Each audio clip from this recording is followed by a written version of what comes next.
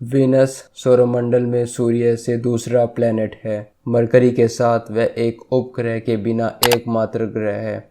भले ही मरकरी सन के करीब है, शुक्र सबसे गर्म प्लेनेट है। यह एक बादल से घिरा हुआ ग्रह है जिसका नाम प्रेम देवी के नाम पर रखा गया है, जिसे अक्सर पृथ्वी का जुड़वा कहा जाता है। हमारे निकटतम ग्रह पड़ोसी सूर्य से दूसरे ग्रह की सतह इतनी गर्म है कि लेड पिघला सकता है। वायुमंडल इतना घना है कि सूर्य सतह से प्रकाश का एक धब्बा मात्र है। शुक्र पीछे की ओर से घूमता है। इसके वर्ष की तुलना में एक दिन लंबा होता है और इसमें किसी भी तरह के मौसम के अभाव होता है। यह एक बार पृथ्वी की तरह एक रहने योग्य महासागर की दुनिया रही होगी, लेकिन वह कम से कम 1 अरब साल पहले थी। ज्वालामुखीय चट्टान की वर्तमान सतह उच्च तापमान और दबाव से नष्ट हो जाती है। शुक्र की सतह आज जीवनदायिनी होने की संभावना है। पृथ्वी पर हमारे सौरमंडल में या आकाशगंगा में यह अध्ययन करके कि हमारी पड़ोसी दुनिया रहने की क्षमता हम शुक्र पर जीवन की पूरी तरह से खारिज नहीं कर सकते। उन घने पीले बादलों में तापमान, वायुदाब और रसायन खतरनाक अधिक अनुकूल होते हैं।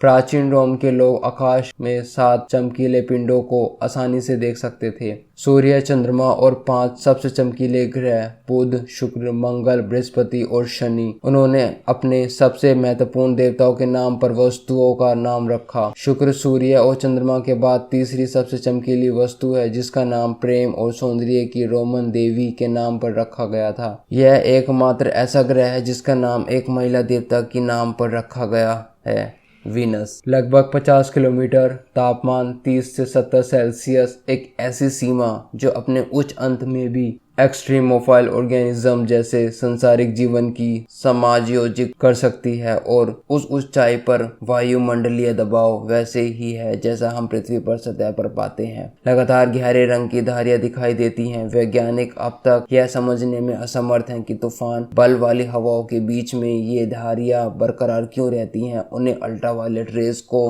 अवशोषित करने की भी आदत होती है। सबसे अधिक संभावित स्पष्टीकरण ठीक कणों, बर्फ की क्रिस्टल या यहाँ तक कि एक रासायनिक यौगिक पर ध्यान केंद्रित करते हैं जिसे आयरन क्लोराइड कहा जाता है। हालांकि इसकी बहुत कम संभावना है। वैज्ञानिकों ने द्वारा विचार किए जाने वाली एक संभावना यह है कि ये धारियां सूक्ष्म जीव जीवन शुक्र शैली से बनी हो जा सकती हैं, कि शुक्र में वायुमंडल में मौजूद सल्फर परमाणुओं के रिंग के आकार में के संबद्ध ऑर्गेनिज्म ने एक प्रकार की कोटिंग प्रदान कर सकते हैं जो उन्हें सल्फ्यूरिक एसिड से बचाएंगे। वास्तव में शुक्र के निचले वातावरण में कणों का पता लगाया जो लंबाई में 1 माइक्रोन के बारे में था, पृथ्वी पर एक जीवाणु के आकार में लगभग समान।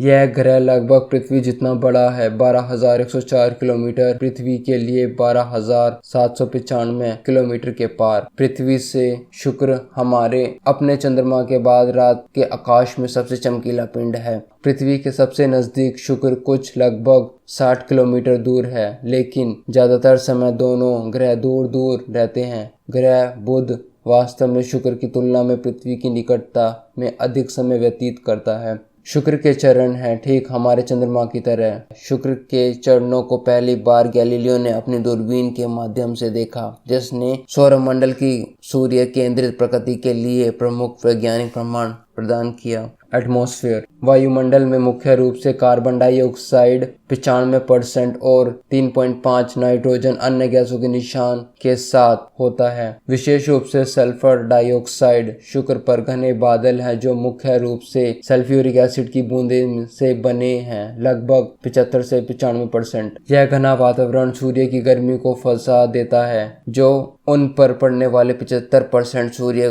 के प्रकाश के प्रवर्तित कर देता है। इस वातावरण का परिमाण स्वरूप सतह का तापमान 465 डिग्री सेल्सियस से अधिक हो जाता है, जो लेड को पिघलाने के लिए पर्याप्त गर्म होता है। वायुमंडल ज्यादातर कार्बन डाइऑक्साइड है, वही गैस जो शुक्र और पृथ्वी पर ग्रीन हाउस प्रभाव चलाती है, जिससे सल्फ्यूरिक एसिड से बने बादल होते हैं और सतह पर गर्म उच्च दबाव कार्बन डाइऑक्साइड व्यवहार करता है। 350 और 750 मिलियन वर्ष पहले के बीच एक भयानक की शुक्र ने अपने प्रभावित सतह के अधिकांश अंशों को पूरी तरह से मिटा दिया है। कारण ज्वालामुखी और विविधनिक बल, जिससे सतह के हिलना और बड़े पैमाने पर विस्फोट शामिल हो सकते हैं। शुक्र हजारों ज्वालामुखियों में से युक्त घाटियों और ऊंचे पहाड़ियों का एक परिदृश्य है। एक पहाड़ 36,000 फीट 11 किलोमीटर तक पहुंचता है, जो माउंट एवरेस्ट से भी ऊंचा है। विशेष रूप से पृथ्वी को छोड़कर शुक्र के पास किसी भी चट्टानी ग्रह के सबसे कम प्रभाव वाले क्रेटर हैं। एक व्यापक रूप से माना जाता है कि शुक्र कभी विशाल महासागरों के साथ रहने योग्य ग्रह था। कुछ ने यह भी माना कि जीवन वास्तव में वहां विकसित हुआ होगा और बाद में किसी तरह पृथ्वी पर स्थानांतरित विकसित हो। दूसरों को मानना है कि शुक्र के पास महासागर थे, लेकिन वातावरण में कार्बन डाइऑक्साइड द्रव को ढका हुआ था, जो इवेपोरेट